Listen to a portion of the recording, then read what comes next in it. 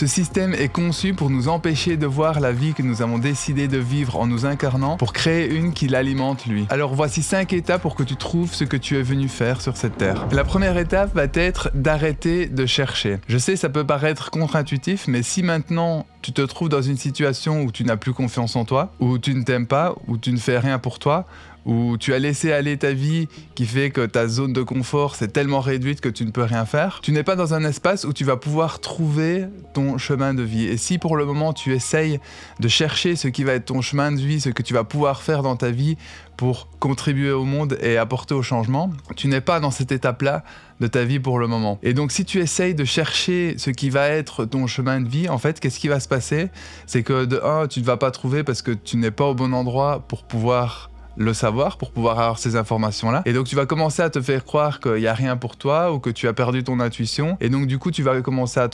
te frustrer et à te créer un environnement encore pire que celui dans lequel tu es et qui va te tirer vers le bas encore plus. Donc la première chose, ça va être d'arrêter de chercher, parce que imagine que tu n'as rien fait pour trouver ton chemin de vie jusqu'ici et que tu viens te réveiller, te dire bon ben maintenant je vais faire ça. C'est un peu comme si tu commençais la course automobile et que tu disais ok bah là je me lance dans la course, donc je vais trouver mon chemin de vie et je vais chercher l'écurie de Formule 1 qui va accepter que j'aille piloter pour eux. Sauf que ça se passe pas comme ça en fait. Avant de pouvoir arriver dans les Formule 1, va déjà falloir commencer par faire du karting et puis après voilà avoir des résultats là-dedans et puis pouvoir progresser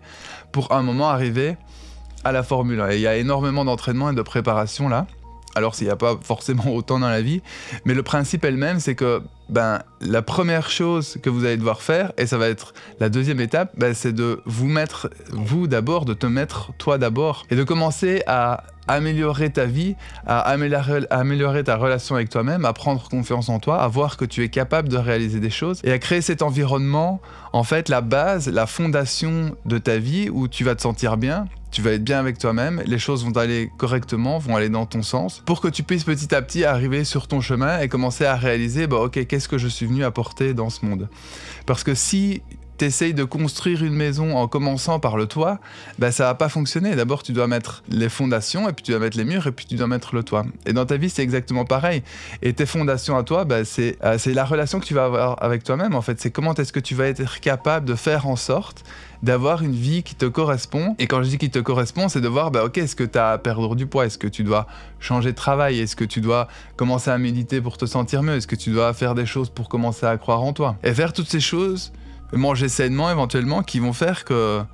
tu vas te sentir bien avec toi-même, que tu vas te sentir mieux, que tu vas récupérer une relation où tu vas voir que tu vas commencer à t'aimer, et non pas parce que tu vas te répéter 150 fois dans le miroir que tu t'aimes, mais parce que tu vas faire des actions qui vont te montrer en fait que tu t'aimes, et qui vont pas juste se le dire, parce que se le dire c'est bien, mais se le prouver c'est encore mieux, parce que quand tu te le prouves à toi-même, c'est là où il y a un réel sens d'amour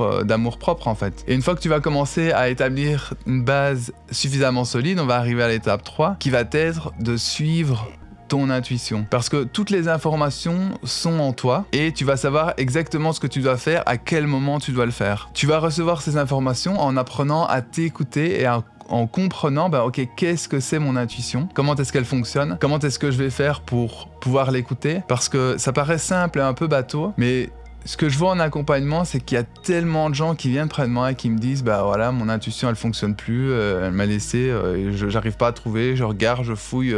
partout et je n'arrive pas à trouver ce qu'il y a là pour moi. Et la réalité, c'est que à toutes ces personnes à qui je parle, je n'ai trouvé personne à qui son intuition ne fonctionne pas en fait. Ce qui se passe, c'est qu'on a tellement des blocages et il y a des choses qui viennent se mettre en face de nous qu'on n'arrive pas à écouter notre intuition. Et du coup, on se fait croire qu'elle n'est plus là, on se fait croire d'autres choses, parce que dans le fond, elle nous guide dans de certaines directions en permanence, et je peux vous garantir que tout le monde a son intuition qui fonctionne très bien, c'est vraiment une question d'écoute. Et si, elle vous dirige dans une direction que vous n'avez pas envie d'aller, ou que vous avez peur, ou que vous savez pas comment avancer là, plutôt que de regarder ça en face, les gens, ce qu'ils vont faire, c'est qu'ils vont se raconter une histoire qu'ils savent pas, qu'il y a rien pour eux, etc. Ils vont se tirer vers le bas, parce que y a ces blocages qui n'arrivent pas à concevoir de passer à travers ça en fait. Donc il y a vraiment aussi un travail de fond là, à vraiment récupérer cette écoute intérieure et de pouvoir regarder les choses d'un œil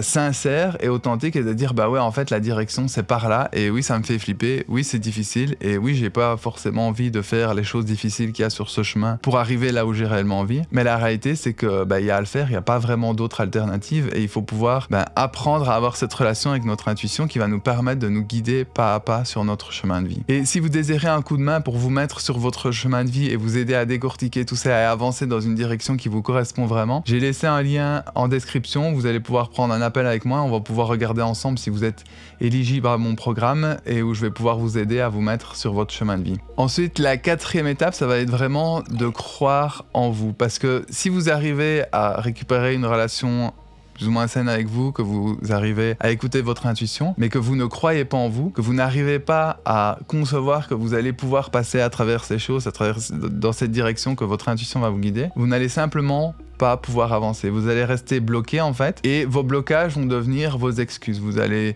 dire que c'est trop difficile ou j'ai trop peur ou il y a autre chose ou je ne sais pas et vous n'allez jamais faire le pas pour aller dans cette direction parce que tout ça, votre vie, en fait, c'est quand vous allez prendre les actions qui vont vous mener au chemin de vie que vous avez décidé de vivre ici. Mais ce sont vraiment les actions qui vous emmènent parce que vous pouvez prier, vous pouvez espérer, vous pouvez méditer, vous pouvez visualiser, vous pouvez faire toutes ces choses. À partir du moment où vous n'allez pas faire les actions qui correspondent à la vie que vous désirez, qui est en vous, elle ne va tout simplement pas se créer dans cette vie. Si par exemple, vous avez à construire votre activité pour aider les gens à, je sais pas, faire des soins énergétiques, il y a beaucoup de gens qui veulent faire des soins énergétiques quand ils savent pas quoi faire parce qu'ils veulent apporter aux gens, vous allez devoir créer quelque chose, vous allez devoir changer. Si vous êtes salarié, vous allez devoir passer en entrepreneuriat, vous allez devoir créer votre propre activité, c'est des choses qui peuvent faire peur, etc. Et si vous ne vous croyez pas capable d'arriver à le faire, même si votre intuition vous dit c'est par là, il faut que tu y ailles, etc. Vous n'arriverez jamais à mettre les choses en place et donc du coup vous allez rester perpétuellement bloqué dans la vie que vous avez aujourd'hui. Et la 5e étape va être une dynamique d'évolution. Et pourquoi je dis ça comme ça? Parce qu'à partir du moment où vous allez vous mettre dans une dynamique où vous allez constamment essayer de vous améliorer. Vous savez, on parle de fixed mindset et growth mindset. Le fixed mindset, c'est donc l'état d'esprit fixe, donc c'est-à-dire que les choses ne peuvent pas changer, c'est comme ça, je suis nul en maths, c'est comme ça, je peux pas apprendre, etc. Et le growth mindset, c'est donc l'état d'esprit de croissance en fait, où je me dis même si je suis nul là, je vais pouvoir m'améliorer et je peux m'améliorer sur tous les domaines de ma vie en fait. Et c'est vraiment cette dynamique là qu'il faut prendre parce que si vous commencez à vous dire moi j'ai envie de ça, ça, ça et ça, et je vais commencer à m'améliorer, à être par exemple un meilleur père ou un meilleur entrepreneur ou un meilleur peu importe ce que vous mettez derrière, à partir du moment où vous allez consciemment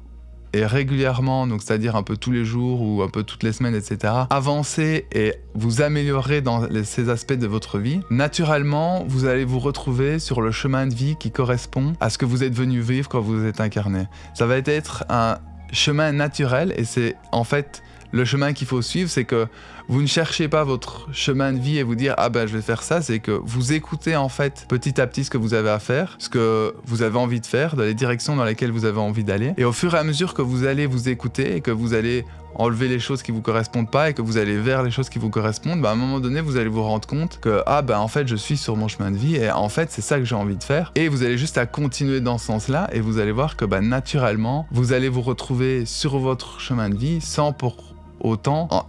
en essayant de le créer. La seule chose que vous allez faire, c'est de vous aimer et de faire en sorte que la vie que vous ayez corresponde à ce que vous avez à l'intérieur. Et naturellement, à partir du moment où vous vous mettez dans cette dynamique, naturellement, vous allez arriver dans la vie pour laquelle vous vous êtes incarné, parce que vous allez réécouter ce que vous avez en vous, vous allez respecter ce que vous avez en vous et vous allez vous laisser guider par ça. Et naturellement, quand vous vous laissez guider par ce que vous avez en vous, vous arrivez dans la vie qui vous correspond intégralement. Donc voilà, encore une fois, si vous avez besoin d'un coup de main pour vous aider à vous mettre dans cette direction, pour transformer votre vie et vous mettre dans la direction qui vous correspond vraiment, il y a un lien en description, vous pouvez cliquer dessus et prendre un appel avec moi, on regardera si vous êtes éligible ensemble. Et du coup, en attendant, je vous dis à bientôt dans la prochaine vidéo. Ciao, ciao!